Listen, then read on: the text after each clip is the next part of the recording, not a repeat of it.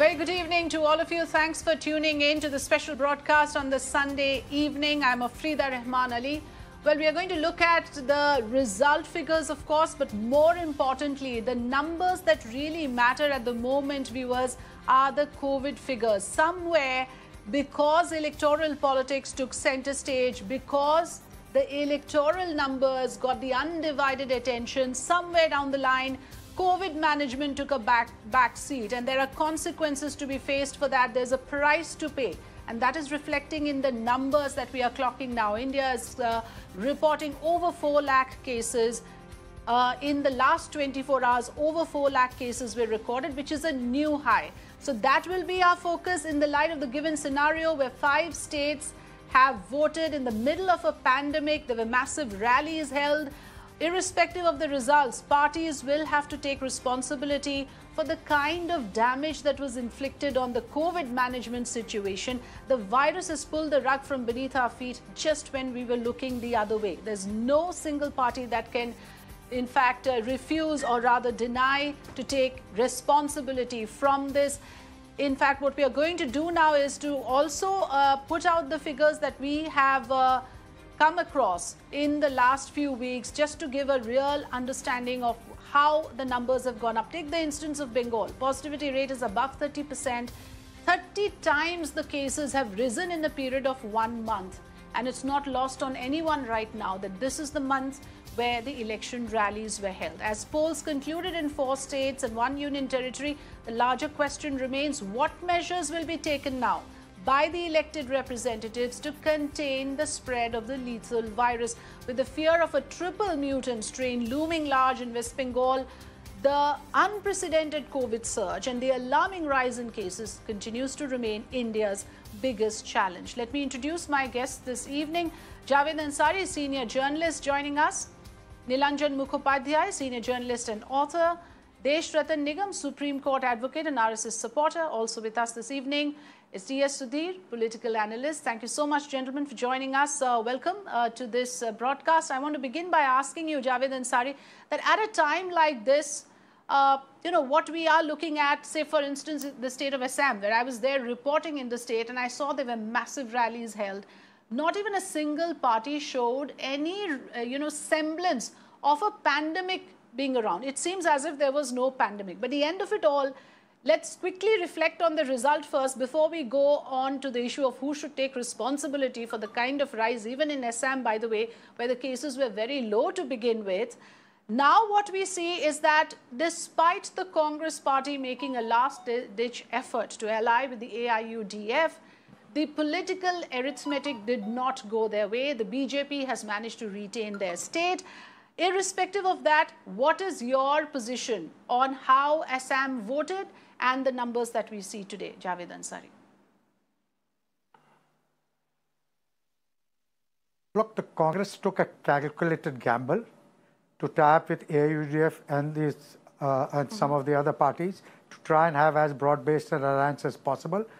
The strategy behind it was that with the AIUDF, they would consolidate the minority vote.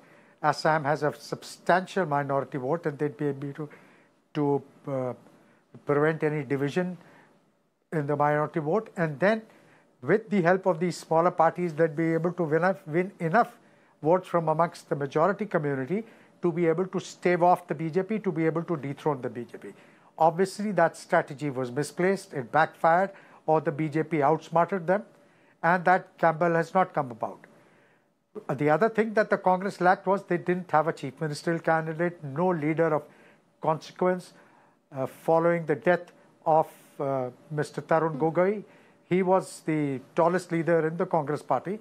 And I'd also like to believe that if Tarun Gogoi had been around, he would never have allowed this alliance with the AIUDF. Even during the previous assembly elections, yes, this idea was mooted, and a lot of people had got all these parties together, and but at the very last moment, Mr. Tarun Gogoi put his foot down. He was against, because he believed, and now in hindsight he was right, that an alliance with AIUDF would immediately polarize this election, and in a polarized situation, the minority never wins. Yes, I'm going to now, in fact, alternate these two issues that we're looking at. Election results are important, but they're not as important as what the country is going through right now. Mr. Desh Ratan Nigam, the only numbers many would say that need to be discussed today are the COVID figures. And like I said in my opening, that somewhere we do agree there are electoral compulsions in a democracy, but the centre simply did not make sure that this could have been a low-profile pandemic election. On the contrary, it went whole hog. The central leadership went whole hog to have massive rallies, and the price to pay is huge. Of course, we all know that. I want to know from you, and I have said this before, and I'm going to say this again, was winning Bengal somewhere down the line became more important for the central leadership than winning this fight against COVID? And despite all that emphasis, how is it that the BJP fell short of the numbers in Bengal? Afrida, one thing is very clear. If you look at the international data, everywhere, whether there were elections or no elections in the world, the second wave came with a steep rise and then went down. This is exactly happening in India. So this requires to be studied as to why this pattern is being followed, whether there are elections or no elections in the world. Therefore, it is very important. I am not a medical expert, and this requires to be gone into in depth and investigated. And secondly, so far as West Bengal is concerned, yes, it was important for BJP. And the reasons that the BJP, the results are not final, so I will be slightly restrained in my comments. The reason was that the BJP did not have a very strong organizational structure in West Bengal, which was lacking. Yes, popular sentiment was there. Roughly about 38-39% votes they are still getting, somewhere about 1 to 1.5% lesser than the last time. Yes, there was minority unity and which voted for TMC, and the Bhadralok, the urban areas, voted for the TMC. The rural area, if you look at the rural areas, they have all gone for the BJP. And they have got huge amount of votes there. The Kolkata region and the suburban regions near about Kolkata have totally been with the TMC. They have not left TMC in 2016 also, in 2019 also, they were with TMC. The Bhadralok have always been with the TMC. So that was the reasons. And secondly, let me tell you, there was a vote transfer by the left and the Congress. If you look at their combined vote, as of now, is that they have got 5% lesser votes compared to last assembly elections. Those 5% have directly gone to the TMC from 43.3 to 48.5%. So that 5% is exactly going to TMC. So it's a strategic, okay, Mr. Nigam, sorry to interrupt you here. We have to cut across to listen in to Mamata Banerjee speaking at the moment. Let's quickly listen in. সারা ভারতবর্ষের মানুষকে আমরা অভিনন্দন জানাচ্ছি এবং বাংলার এই জয় landslide victory এত অডসের বিরুদ্ধে লড়াই করে পুরো central government total agency election commission আমাদের সাথে খুব রূঢ় ব্যবহার করেছেন my thanks to my full team, my IT team, my youth team, my young generation and all the generation. My special congratulations. My congratulations to all of them. They worked very hard. We also worked hard. They worked very hard. We also worked very hard. বললাম তো কালকে তিনটে বাদ বাকিটা বলে দেবো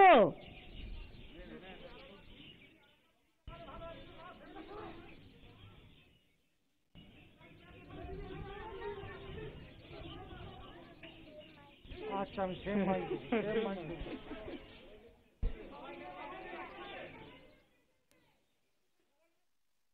Okay.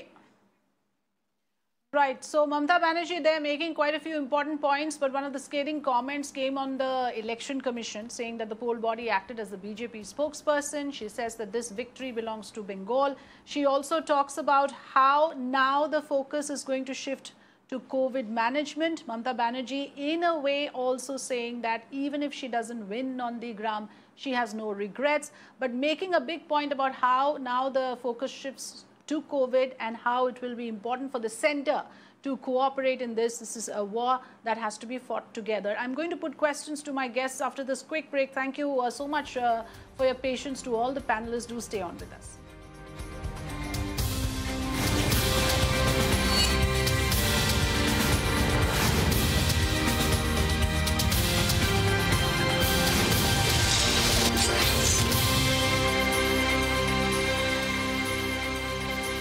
I'm going to go straight across to Desh Ratan Nigam. Mr. Nigam, I had interrupted you in between while you were talking about why BJP could not make it to the magic figure, even though, like you said, the final results are not out yet. Despite the fact that you actually got MPs and ministers to contest in this election, you made an 8-phase election, which clearly worked against the interests of COVID management. You heard what Mamata Banerjee had to say just now. Quickly, if you finish your point, and I'll go to the other guests as well. Afrida, one thing is very clear. You saw she left her wheelchair today. And that's a signal that the wheelchair politics did help her. But however, her scathing remark against the Election Commission of India is not going to go down well, because what does she expect? Despite everything, and she's got 200 and, I mean, these are tentative results, 213 seats. How much did she want? With the Election Commission, so she wanted 300 seats, you know. Those are the things I think that required some humility and the difficult exercise that the Election Commission done. The earlier elections were done in 7 phases, and now it was done in 8 phases. So Bengal has a trend because of the specific, you know, law and order issues and specific situations and circumstances of that state. Now, secondly, all said and done, you know, this is time to fight COVID. So this government will not have any time to relax or otherwise, and have to come immediately on the job. And straight away, you know, shake hands with the center. Whatever the blame game was there, everybody should forget about it, whether it is BJP or TMC. You have to shake hands because it is Disaster Management Act. The center is coordinating the efforts, and the states also have to come on board, because the second wave is rising steeply, and hopefully the experts say it goes down as quickly as it comes up. Yes, right. Certainly there is a Mr. collective Mukhopadhyay, I want you to react to what Mr. Nigam said, about the wheelchair politics, and also the fact that Mamata Banerjee might be the biggest newsmaker today for electoral victory. But what about her war against COVID? In Bengal, the testing is not up to the mark, vaccination is below average, COVID management has taken a backseat. The real war where people's lives are at stake, that is not a war Mamata Banerjee is winning by any stretch of imagination so far, Mr. Mukhopadhyay. No, I definitely do not want to, you know, cross words with Mr. Nigam. He is a respectable colleague and a dear friend. But I definitely feel, you know, that this is the time to put political rhetoric in the past, and not on the day of whether wheelchair politics. You know, we are basically accusing her of, you know, falsifying the injury which she had because of the accident which happened in Nandigram.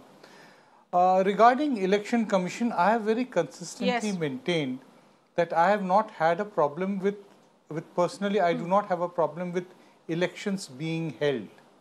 Elections must be held, but not in the way they were held in Bengal and in other states also. We have to understand that at the time when the elections were called, at that point, there was one set of realities in terms of the COVID graph. It changed considerably as the campaign emerged. Now, what has happened with the Election Commission, that it came out with what is called a COVID guidelines on the 21st of October, 21st of August, 2020, a few weeks before the Bihar elections were, you know, held. You know, I think it was around the same time when the elections were notified in, you know, or the elections were called in Bihar. Now, from then onwards, you know, the Election Commission has made the mistake of sticking to it as the Bible, that from where there will be no further additions. The Election Commission has failed to be a dynamic body, adding to the guidelines, ensuring that it is adhered to. Whatever are the guidelines and whatever are the specifications, what candidates and political parties have to follow, they are followed, and you keep on adding fresh you know, guidelines as the graph keeps on changing. So the grouse is that it has not been a dynamic body, and for that it must be penalized. As far as Mamata Banerjee saying, you know, that she is going to go to court over Nandigram, and she feels that there has been certain amount of, you know, for wrong counting. All those things are nothing new in election Mr. politics. Mukhopadhyay, can you tell even though the results are not out yet, and I was just looking at the figures, coming from Nandigram. As of now, the latest figures as per official website is that Mamata Banerjee has got 43% votes and Suvendu Adhikari has got 52%. That translates to over 62,000 votes. For Mamata Banerjee, it's a little above 52,815 is the exact figure. What do you make of what Mamata Banerjee said, that I accept the verdict from Nandigram? That's quite a big statement for her to make. I think she said that there is the last rounds of counting going on in Nandigram and that she is currently trailing by about 1,600 votes.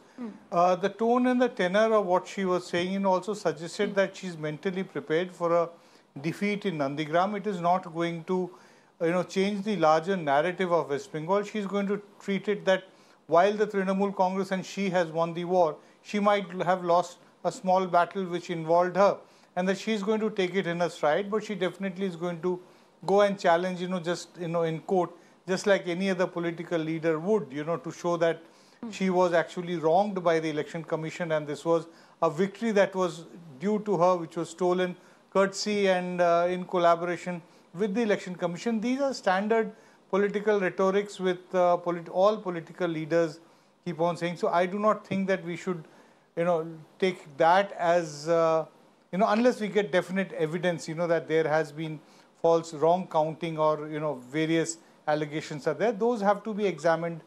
So I'm sure, would be done.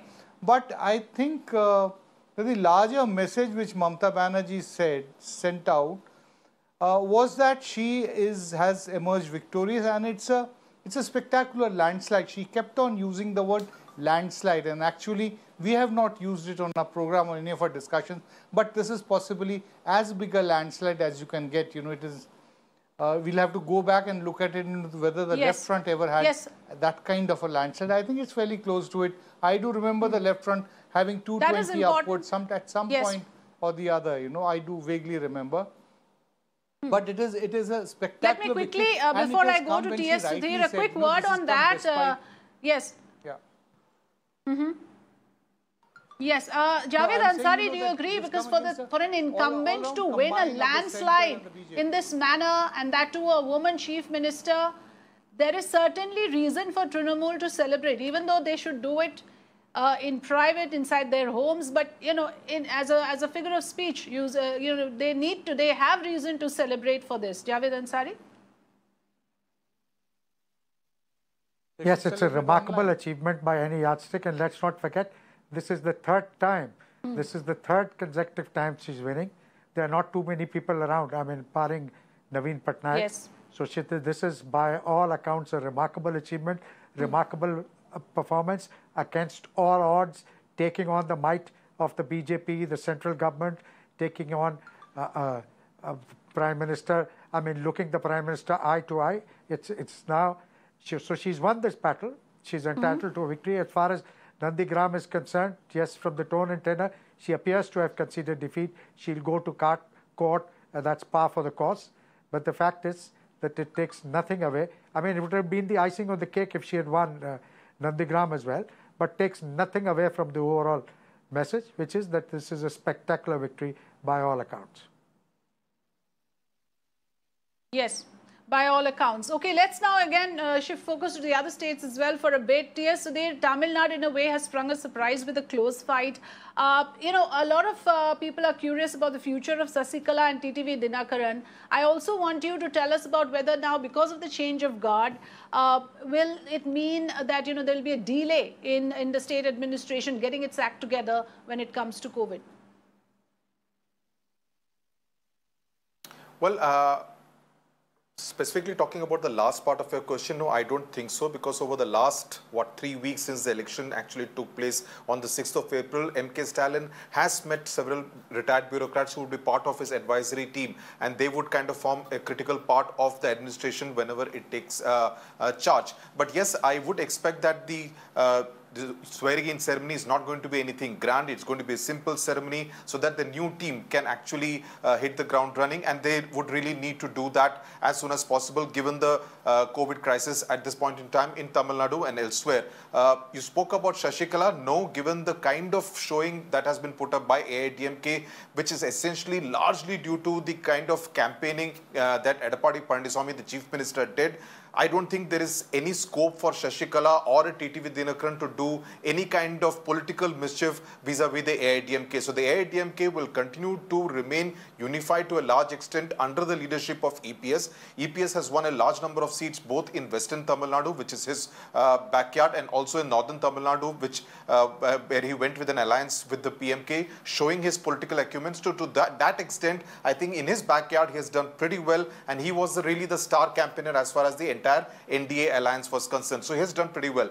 The larger point, and I was listening to the three other panelists on the show, the larger message that comes from South India, Kerala, Tamil Nadu and Puducherry, is that governance has been noted by the people, governance has been rewarded. And I think the biggest example of that comes from Kerala, where people have noted the kind of governance that has been given by the Pinarayi Vijayan government, giving it a very fantastic number of seats in the Kerala Assembly, rewarding it. In fact, Shailaja Teacher, the health minister, who has been winning accolades for the fight against COVID as far as Kerala is concerned, has won by 60,000 votes plus, the highest ever margin for in Kerala's electoral history. So that's pretty commendable. You come to the other union territory of Puducherry, where over the last 5 years, all we witnessed was a protracted battle between the Lieutenant Governor Kiran Bedi and the Chief Minister V. Narayanaswamy. Governance took a backseat, and the people decided that the Congress is going to be down in the dumps as far as Puducherry is concerned. Tamil Nadu, in the last 1 year, as far as Edappadi Palaniswamy was concerned, he did a decent job in the fight against COVID.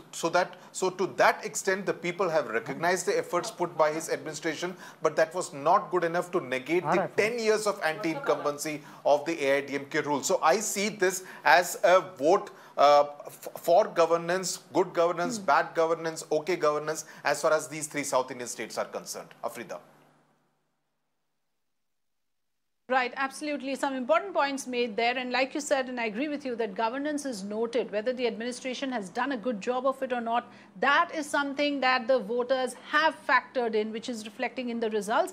I want to quickly show our viewers, and I would request our panelists to stay on with us, the visuals that we are getting now. The fact of the matter is, somewhere people have thrown caution to the winds again when it comes to coming out to celebrate despite all the warnings. And let's begin by showing you the celebrations that are happening in West Bengal. Right from the morning as the numbers started coming in, there was full-on celebration mode outside Bengal Chief Minister Mamata Banerjee's residence in Kolkata. Several TMC workers were seen without wearing masks. There was no proper social distancing. Now Mamata Banerjee, like we just heard, has come out and said that there should be no victory procession, no celebration. We'll wait until we get a grip of the COVID situation. But some amount of damage, as we can see, is done. I mean, even one such instance of a public gathering can spell a disaster. We all know that, how the super spreading happens. TMC workers were also seen outside BJP office in Kolkata. Huge numbers of them had gathered in Hastings in Kolkata. And let's emphasize once more, this is not the time for bragging and gloating about victory. TMC workers have gone to the extent of going to BJP offices, outside their offices, big gatherings, as you can see. And also you have TMC workers celebrating in the afternoon where cops had to intervene, and then workers were outside Mamata Banerjee's residence. The cops had to stop those celebrations. Let's also now show you what was happening in Chennai. Again, celebration for the DMK party workers as the numbers for Tamil Nadu polls came in. Majority of the workers were seen without their masks properly worn. Absolutely no social distancing maintained. Sweets were exchanged. Firecrackers went off. But after the EC whip, DMK asked its party workers to disperse. The area cop was also suspended for not doing its job. DMK Chief Stalin asked his party workers to refrain from all these celebrations. Again, let's not forget there were panchayat polls counting as well that happened today. Even in counting centers, people gathered. One fails to understand what purpose would the people have to do in a counting center, but hundreds of people gathered at multiple counting centers throughout UP. Long lines were seen with absolutely zero social distancing. So those pictures actually give out the story. I'm going to come back to you first, Mr. Desh Ratan Nigam, because at the moment the pictures that we are looking at shows that there was no governance in place. Where was the police? Where's the administration? Just because you have an election result day, suddenly it seems as if the government of the day has abdicated all its responsibility. Why does that happen? Afrida, one thing is very clear, that the administration in all the states, not only in UP, but all the states, is stretched to the fullest extent because of the COVID. The facilities that have to be provided, the things that have to be managed, and here the issue comes of public discipline. Because the government of India, the state governments were very clear giving COVID guidelines to follow public discipline and COVID appropriate behavior, because when it is a lockdown, then it can be enforced. You have police outside handling it. But it is in an unlockdown mode, the public discipline has to come to the forefront, and it is their self-discipline that matters, because you cannot have police at each and every place, and especially when there is a COVID pandemic, the entire administration is stretched. So somehow I am feeling no, but there are EC guidelines, there are EC directives. Somebody has to enforce that. The EC says file FIR if there are violations. Who's going to be doing that, Javed Ansari? The EC has already said that if there are violations, FIRs must be filed. Well, it's the local administration, it's the state administration. The AC has written to the chief secretaries. Now the DGP and everybody, the police and district officials, they have to enforce it. This is a clear, this would mean a clear infringement of the law, and those who do it will be dealt with. The police has to enforce. Make sure that people don't gather, make sure don't allow congregations, political or whatever. Just enforce what the EC has said, what the government has now said. Even the government has to follow that. And in that, Mr. Mukhopadhyay, it seems the Bengal government has failed the people of Bengal. It's all very well to have this moment of victory, but you know, you can see the lack of governance in days like this. Where was the administration when these celebrations were happening? And also going to the BJP office for the Trinamool workers to gloat about it. Clearly, the message that is coming from the leadership is not filtering down to the last man on the street. You know, there are a few things which have become, national, ailments, Lack of anticipation is definitely one of them. We are repeatedly talking about the COVID-19, the second wave, hitting us so badly because, of failure of anticipating as to that it is going to be so severe.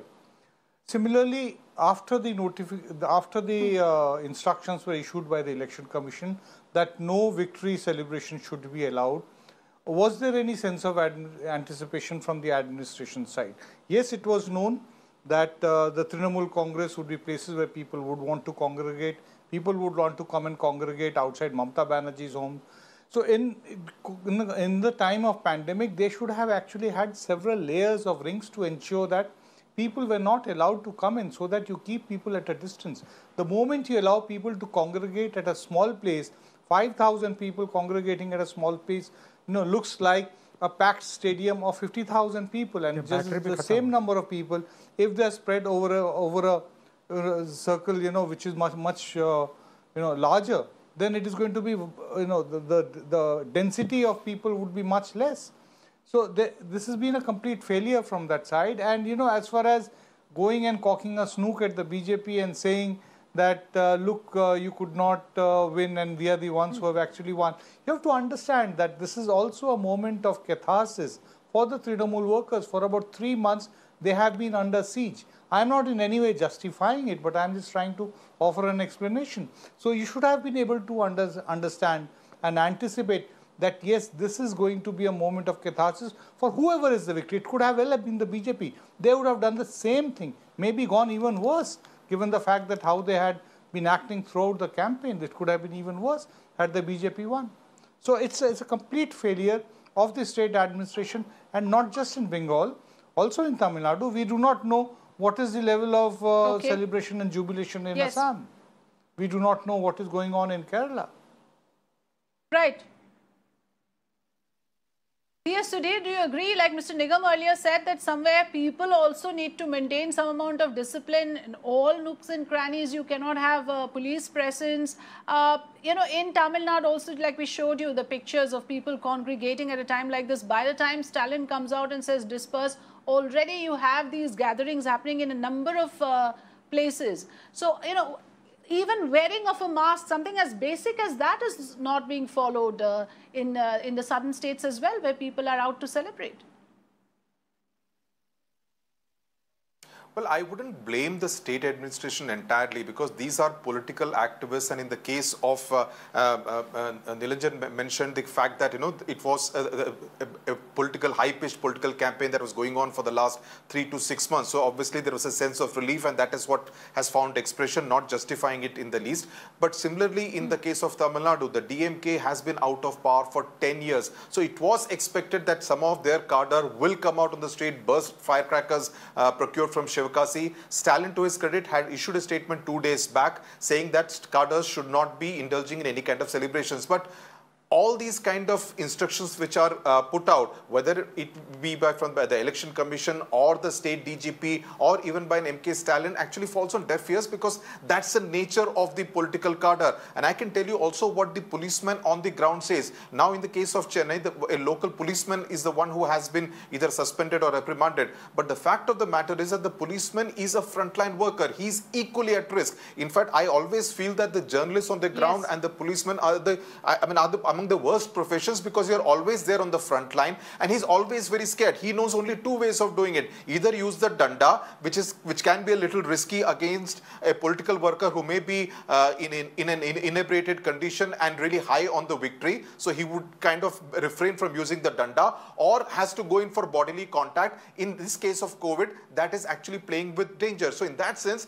even the cop wouldn't know actually how to control a situation like this. So as Nilanjan says, you need a different kind of strategizing, erect barriers to kind of avoid, to ensure that these kind of congregations don't take place, these kind of celebrations, impromptu or whether planned celebrations do not take place. So basically, once again, Mr. Sudhir, there was the preparedness for this, the anticipation was not there. That there is a tendency, like you said, for the political cadre to come out in these kind of numbers. It's known to everyone, yet nothing was done to envisage it and to prevent it. That is again a failure of administration.